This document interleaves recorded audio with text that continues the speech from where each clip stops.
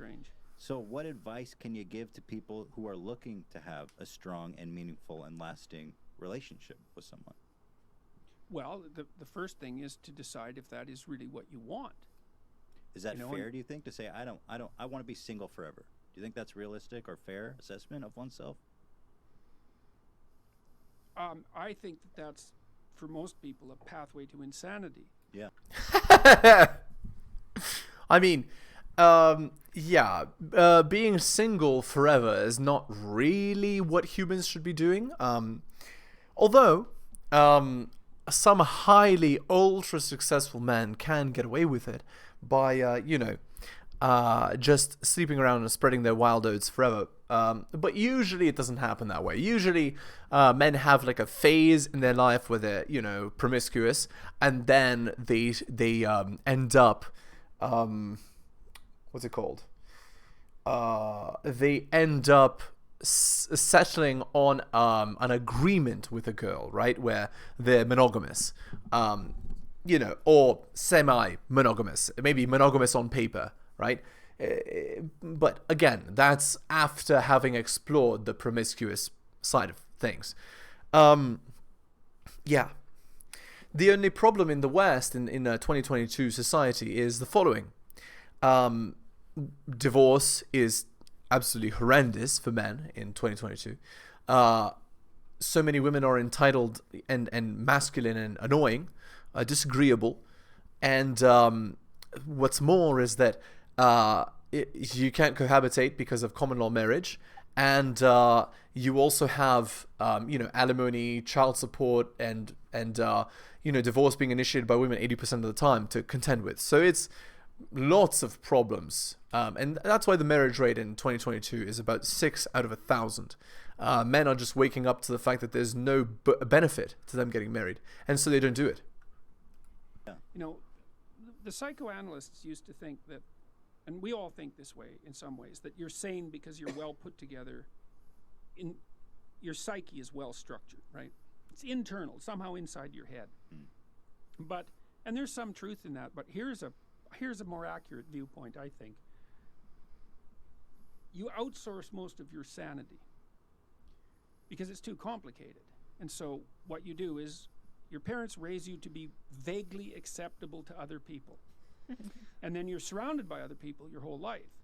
And then every time you go off the rails a little bit, even just a little bit, people signal to you. Like, you make a joke, it's not that funny, and people don't laugh. And you think, oh, well, I should probably rethink my sense of humor a little bit or pay more attention. Or you tell a rambling story and you notice that everyone's like lost in the distance. And so if you're civilized enough so that people don't shun you, and you have people around you, then they're going to be always telling you how to not be too insane. Right. Actually, I agree. A lot of our personality as humans is actually not our personality.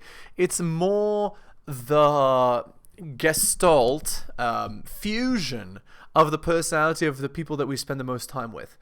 It's more like that than anything else. That's actually true. So the people around you are actually the people that keep you sane. Sanity is an agreement, and that's true, right? Because sanity literally means you're out of like the normal boundaries of behavior, which is determined by the group, right? So no, that's true. Well, if you're alone, you drift. Right. You drift, right. And you'll drift in the direction of your biggest weakness. And so, there are some people, maybe they're introverted and disagreeable. They're not cut out for a lot of social contact. But we're social animals, man, right to the core. True. And it's a suboptimal solution for the vast majority of people. Right. To be alone forever. Right. Like introverted and disagreeable people could, live alone or whatever. But it's not an optimal solution for most people. That's absolutely true. And also, even the most introverted person needs social contact. You can't survive without it as a human. You're meant to be a social animal. Hello and welcome to the Helios blog. My name is Helios here for another reaction video. If you're new to the channel, liking the content, hit the sub, hit all for notifications. If you would like to support me further, I do have a Patreon with exclusive content, patreon.com/theheliosblog. Just go there and subscribe to any tier. Any level of support is appreciated. Let's continue here. I think that people are having a harder time finding, like, let's call them more permanent relationships, is because it's become increasingly easy to have fleeting, casual, sexual relationships. I mean, okay. What Jordan here is referring to is hookup culture, which actually doesn't exist for men. Okay, also not true. Let me explain further. Hookup culture applies to women and to the apex alpha men. That's it. 80 to 90% of men don't experience hookup culture. In fact, what they experience is crippling loneliness. So it isn't true that there is greater access to bedroom fun for everyone. There isn't. There is greater access to bedroom fun for women and for apex men. Top 10% of men. That's it. So that premise is flawed. Tinder is a revolution, right? It's a True. revolution in sexual. It's a facilitator of women's hypergamy. That's what Tinder is. She can, with the swipe of a finger, select the top 10% men, which is what her biology signals for, what her biology craves.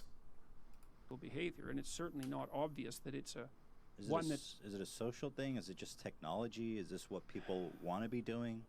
Because you think the it's fleeting, easier, yeah, in some ways. but the technology has enabled this fleeting sexual activity. Definitely. Okay. Definitely. And that's, But we don't want to underestimate how radical a technology that is. That's especially for men. I do. No. Jordan, you're wrong about this. For apex alpha men, yes, for the top 10%, but not for all men. Not for all men. 90% of men, literally, if you ask the average guy on the street to make a Tinder profile right now and to swipe 500 times, 1,000 times, 90% of the men on the street will get, want to guess, guys that are watching? They'll get 0 matches in a month. They'll get 0, maybe 1, and the 1 match they get will be unattractive. She'll be like fat, or lots of tattoos, or a single mother, or some combination of all of these. So no, Tinder is a revolution not for men. It is a revolution for women.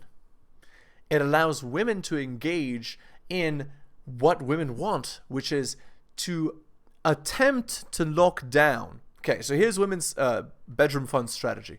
Women's bedroom fun strategy is to lock down and have children with, and then be protection and provisioned by, a top 10% man, a superior man, a man who's better than her in every single aspect. That is women's bedroom fun strategy. So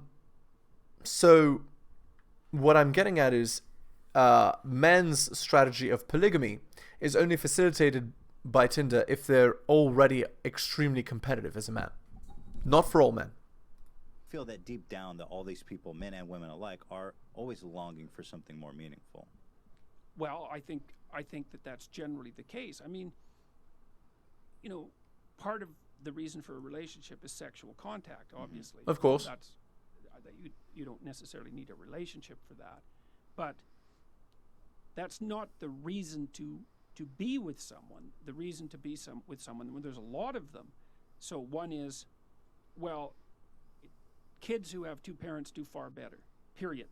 The data on that is crystal clear. Data is crystal clear on that. Many single parents who struggle to do a wonderful job. Yeah. That's not the same thing. It's an average issue. So you need, plus, it's a lot of work to have kids. You know, you kind of need to divide up the labor, especially in the first year or 2, you know, because the woman is completely overwhelmed in the first year, and she needs somebody around to take care of her while she's taking care of the kid, fundamentally, or at least that's the way it looks to me. So there's that. You need the stable basis for children, and it takes them a long time to mature, and they need to learn that relationships are trustworthy, right? Mm-hmm. So there's utility and stability there. But then also, you kind of want to tangle your life together with someone, you know, because you have someone to, well, it's like 2 ropes that are tangled together. It's stronger, especially during times of weakness. And you have 2 brains instead of 1, and that actually turns out to be really helpful when things are complicated. And Okay, sure. I don't fundamentally disagree with anything here. When he's talking about like the ropes being tangled together and stuff, it's more like a big rope and a thinner rope, to be honest. But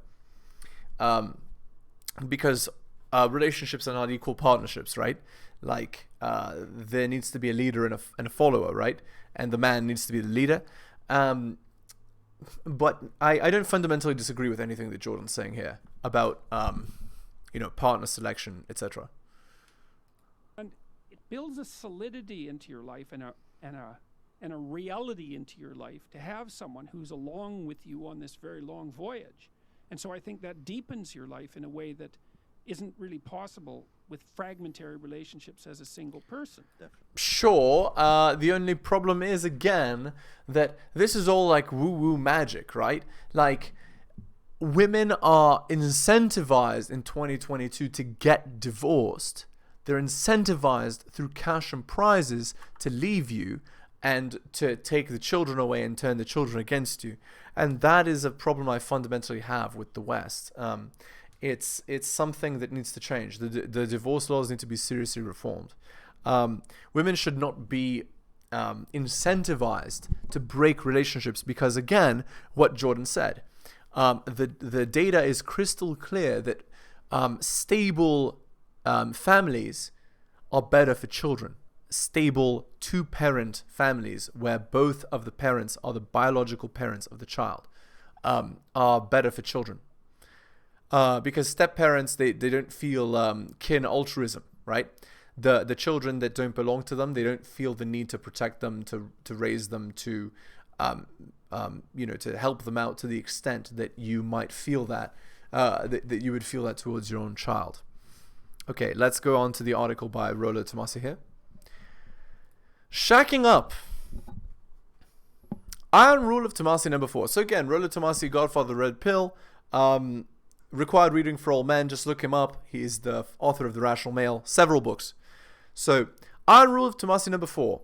Never under any circumstances live with a woman you aren't married to or are not planning to marry within 6 months. You're utterly powerless in this situation. You never buy a home with a girlfriend. You never sign a rental lease with a girlfriend. You never agree to move into her home, and absolutely never move a woman into your own established living arrangement. I'm adamantly opposed to shacking up. It's a trap that far too many men allow themselves to fall into. My fervor against this isn't based on some moral issue, it's simple pragmatism. If you live with a woman, you may as well be married, because upon doing so, every liability and accountability of marriage is then in effect. You not only lose any freedom of anonymity, you commit to legally being responsible for the continuation of your living arrangements, regardless of how your relationship decays. I should also emphasize the point that when you commit, and it's a financial commitment to cohabitating with a GF, you'll notice a marked decrease in her bedroom fund availability and desire. The single most common complaint related to me in regards to how to reignite a woman's desire comes as a result of the guy having moved into a living arrangement with his LTR. All of that competition anxiety and its resulting bedroom fund tension that made your single bedroom fund life so great is removed from her shoulders, and she can comfortably relax in the knowledge that she is your only source of bedroom fund intimacy. Putting your name on that lease with her, even if it's just your name, is akin to signing an insurance policy for her.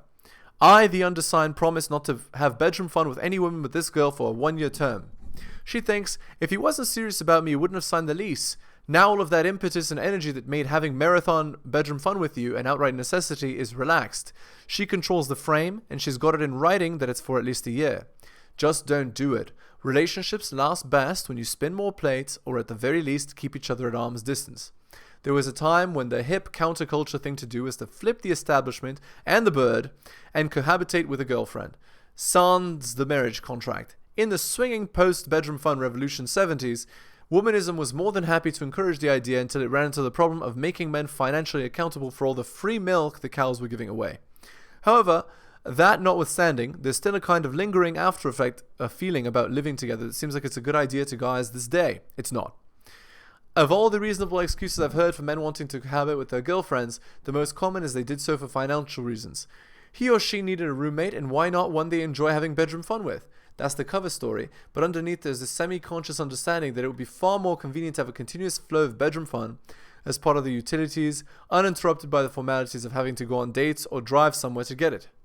I can't say that on the surface it doesn't make perfect sense. Leave it to a man to find the most pragmatic solution.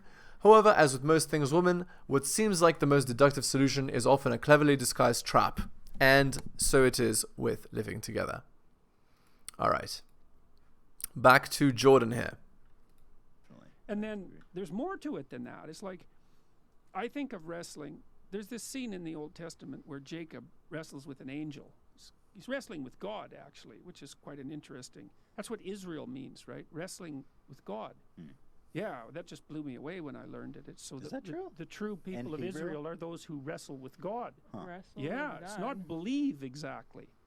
It's a whole different thing, man. It's a whole different thing. And Isn't so- it like fear from God? What it means? That's what I thought. Well, it did from the work I did in the last couple of months looking at this, and I looked into it quite deeply. It does mean wrestling, essentially, and it does derive from that scene in the Old Testament where Jacob wrestles with God. That's when he gets the name Israel. And his hip is dislocated, right? Permanently. He has a permanent limp after that. It's no joke. But I think of marriage the same way. Like, people think, well, they lived happily ever after. It's like, that's not what you want in a marriage. It's impossible to live happily ever after, which is why the Disney fairy tale that so many women are sold in 2022 is a lie, right? Like, okay. So, like Kim Kardashian, right? When she said that the reason she divorced Kanye was because she wanted to be happy 99% of the time. Well, that's not possible, right? Life is not this easy, fun, light thing, right? It's hard. And because it's hard, there will be moments of hardship. There will be moments of struggle. And, like, that's just how it is. You will never be 99% happy. So teaching women that they can be 99% happy and that marriage is about love is bullshit. And all it does is serve to hurt them in the long term. You want someone to contend with, because you learn through that wrestling. You don't want someone to contend with. That's no. Bad analogy. Jordan is actually making the analogy that a marriage is like wrestling with God. Like the girl that you're with is like your God and you have to wrestle with them. No. Terrible analogy. You should never be with a contentious woman. In fact, there's a Bible verse that goes, it's better to live on the corner of a roof than to live with a contentious woman. So no, this is a terrible analogy, Jordan. Sorry. It's awful analogy. Like, you learn where you're an idiot and where you should stop being. No. If your girl's telling you where you're an idiot, you don't have a relationship. You're being disrespected. You're being treated like garbage. And that Jordan believes that tells us maybe his marriage, he's treated like garbage, like that. And vice versa. Yeah. So that's the spiritual aspect of marriage. It's the fact that you have to contend with someone under all sorts of circumstances. Theoretically, is what would you say? It's a manner of promoting psychological, or you could say spiritual growth, and it's genuine. That's true. That's right. We do grow as a result of our relationships with people, not just with our husband or wife or with our boyfriend, girlfriend, whatever. But with our friends as well. That's true. That is doubtless, of course. That's why marriage is a sacrament in most human communities, right? It's stamped both by the state and by the sacred authorities, because it's not just a physiological union. That's what animals do. And I mean, there's nothing wrong with the physiological union, but it has to be placed in the context of everything else a human being is. And I do think it's dreadful for people not to have that. I mean, again, in the modern world in 2022, the top 10% of men, they're able to have bedroom fun and whatever relationship they desire, and the bottom 90% get nothing. That's so Jordan is lamenting the plight of the average man here, without even maybe realizing it. Because the average, there's more to this as well. Because of women's hypergamy facilitated by these online platforms, right? They believe they're entitled to a top 10% man. And so a lot of the women end up alone and miserable as well. And actually, if you look at who is better at dealing with being, single and alone, men are actually better able to deal with it than women. So yeah, the coming years are going to be very interesting. Let's put it that way. And Do you think it's become harder for people to have meaningful, lasting relationships, or has it always been this hard? I feel like I thank God that I'm not dating now, because I feel like it seems like it's miserable out there right now. well, it's To hard. try to meet people. It is hard although it's easier to meet people because there's more ways of meeting them. Right. But the ways of meeting them are more shallow. In my clinical practice, I would Again, Jordan doesn't really have any personal experience with this. He's never, it's not easier to meet women in the modern world. It's not. For the average man, definitely not. For the average woman, maybe. But it's always been easy for women to meet men and to have attention from men. It's even easier in the modern world. But for men, it's actually far harder because we now have the global bedroom fund marketplace. It's a much more competitive environment. And so it's much harder for men, actually, in the modern world than it used to be. say that the rise of the internet dating option has actually overall been good for people who are looking for a partner. Now, there is some speculation and some evidence. Also, Jordan used the word partner, which is a red flag. Spouse, relationship, those are the words. Partner, like marriages are not business arrangements, right? Girlfriend, boyfriend is not a business arrangement, and we shouldn't use those. We shouldn't use that language. We shouldn't use the language of womanist. It's terrible. Evidence that it lowers the transaction price of separation and divorce. Because one of the reasons you don't separate or you don't get divorced is like, well, you're going to find someone else. And if it's easier to find someone else, then perhaps you're more tempted to sever the relationship. Indeed. So maybe you lose That's right. in one place where you gain in the other. But I think there are different kinds of hard that it is. It's hard for couples to figure out how to manage two careers. It's hard for women to figure out how to get educated and get their career launched at the same time that they're finding a partner and having kids. Because women have this tight time frame, they've got. And this is why, by the way, I've proposed a simple solution to this, which is simply that women pursue the relationships first and then they get educated after. It's not like there's a law against going to university when you're 25 and have 2 children. There isn't. Although it's much harder to do university when you have children. So what could be done is going to university part-time, or working part-time while raising the children, which honestly kind of organically ends up happening in many marriages anyway. So I think that's a better solution than women putting off marriage and children until they're older and ruining not ruining, but basically hurting the health of their children by doing so, right? Because basically what a lot of girls are doing now in 2022 is, they spend the age of 18 to 28 getting educated and sleeping with Chad, and then when they've had their fun and are ready to settle down, then they decide to be in a relationship, right? But that's a terrible choice because they've, been alpha widowed, they've hurt their ability to pair bond, and they've also lowered their own fertility, their children are more likely to have birth defects, etc., right? So that's my opinion on that. All right, let's continue. Got to get a lot done by the time they're mid-30s for sure. And so it's not much time, it's like 15 years really from the time you're an adult. You better get at it. It's not very long. Right, that's right. So I think there are new challenges that have arisen that weren't there for previous generations, but previous generations had it hard in other ways. That's very true, yeah. Like dying like they at died, 50. yeah, like that. or in childbirth, for example. I feel like people also need to understand how to make a relationship work. Like it's not just magic. You need to kind of put in the work to make it work. It's hard. You need to put in effort and compromise a lot of times on. So again, this is the meme, right? Relationships are hard work and you need to compromise. But who's the one that's usually doing the compromising? Is it the man or the woman? Well, usually it's the man. All right, let's go to our Reddit post here.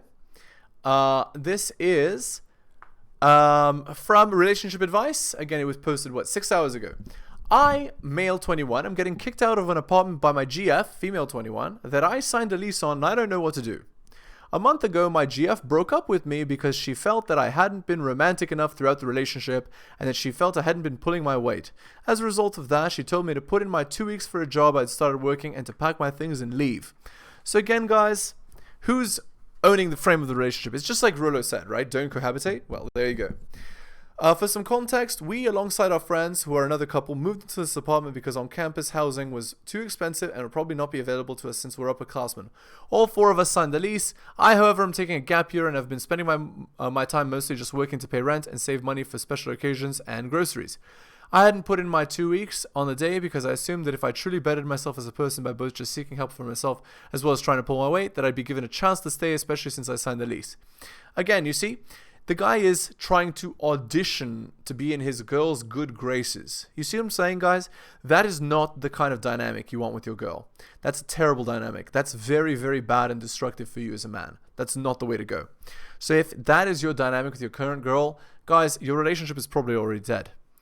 2 weeks ago, my GF's family was coming over, so I booked a hotel for the weekend to not cause problems for them. Upon my return, I was met with anger that I hadn't left the apartment yet nor turned in my 2 weeks, but since I had paid the rent, she would give me until the end of this month, before she would throw all my things out because me staying is creating a toxic situation.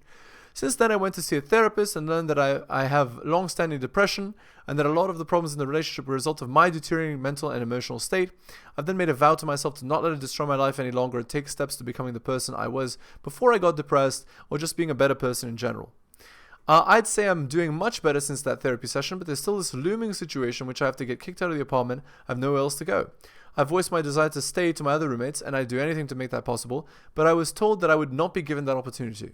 I also really wish I could patch up the relationship because I truly feel that now I am and can continue to be a better person and really make it work, but I haven't been met with much acceptance. This is partly a cry for help as well as me yelling into the void, so sorry if it feels like I'm rambling. So again, guys, like, you see what I'm saying? This is the state of the modern world, right? Where the man, like, there is no equality. It's just female supremacy, right? Whatever the girl wants to do, that is what happens. Basically. And that's just it. Okay, let's see what the top comment is here.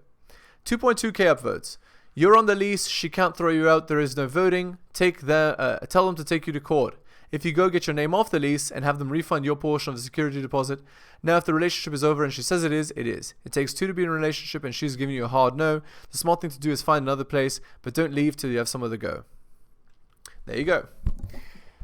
So again, guys, it's just a disaster, which is why you don't cohabitate with your girl. Like that's just it. Because you have to figure out where to go once the relationship deteriorates. I mean, as told by Rollo Tomasi, right? And then there you go. Bam. You can see it live in the field. All right, we're going to end the video there. If you're new to the channel, liking the content, hit the sub, hit all for notifications. If you'd like to support me further, I do have a Patreon with exclusive content. Patreon.com/theheliosblog. Just go there and subscribe to any tier. Any level of support is appreciated. Thank you so much for listening, guys, especially if you took the time out of your day to get to the end of the video. I really do appreciate it, and I will see you all next time.